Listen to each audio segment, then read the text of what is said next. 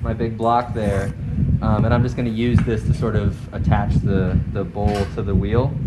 So when I'm doing that, I'm just going to apply a little pressure. I don't want to scoot it off center as I'm attaching these little lugs. And I want to make sure I'm sticking these on pretty hard, but I also just made sure that this is nice and leather hard. So if I put this piece on the wheel a little prematurely, then I would run the risk of like messing up my rim or like smushing it as I'm trying to attach it. So you just kind of want to pay attention to that. And then again, just like extension of your hand, but you'll get used to it as time kind of goes on. There's two different kinds of loop tools.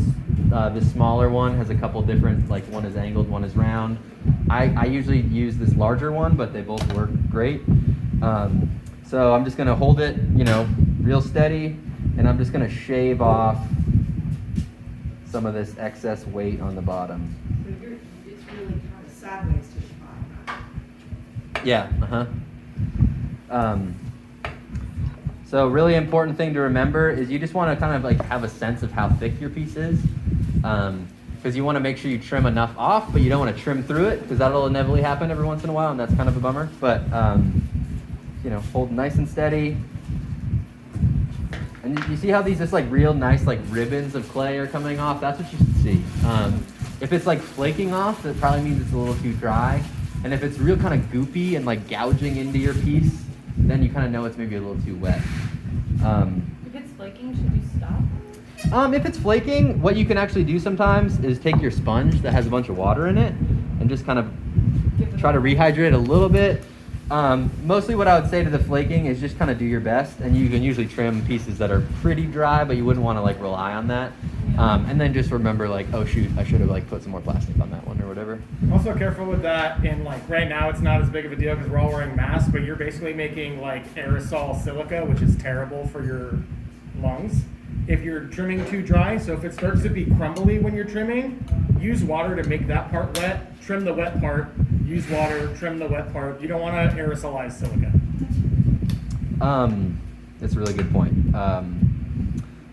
So now I've shaved quite a bit off here. So now I'm like kind of like fulfilled what I needed to do. So now this piece is like a thinner wall thickness. So this can just like dry out nice and even and go into the kiln. One real nice detail you can do with your trimming is actually, I'm sure you guys have seen this just like with your dishes at home, they pretty often have like a little bit of a foot ring. So that just kind of elevates it off the table a little bit. So I'm just gonna make a really quick foot ring here. So all that means is I'm gonna make just like a little scooped out area in the middle. So really just holding my hand really steady, I'm just gonna scoop out a little bit of this center part.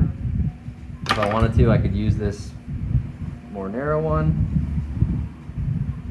This is a good example of like, let's say I want this inside foot to be a little more angular. So I'm gonna use the rectangle shaped trimming tool, just like set up for that. This is another step where you can pretty easily trim through, so you just wanna be careful and make sure that you left yourself enough space.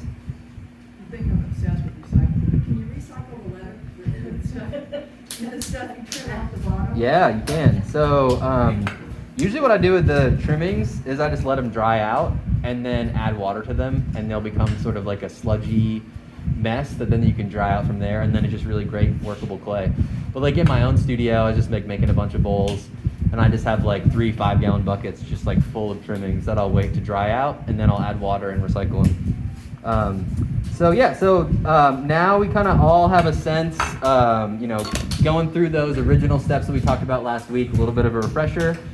And then I also just wanted to throw this at you just so you have, now we can all sort of finish everything we could potentially be working on.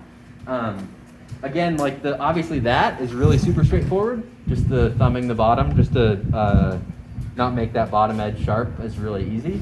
The trimming is gonna take a little more practice, so it's definitely something we'll go over more as the class goes on, but I really just wanted to just let you guys see that process, see those tools, so you can figure out like what the heck this kind of loop weird thing is. Trim cylinder, if you know the bottom.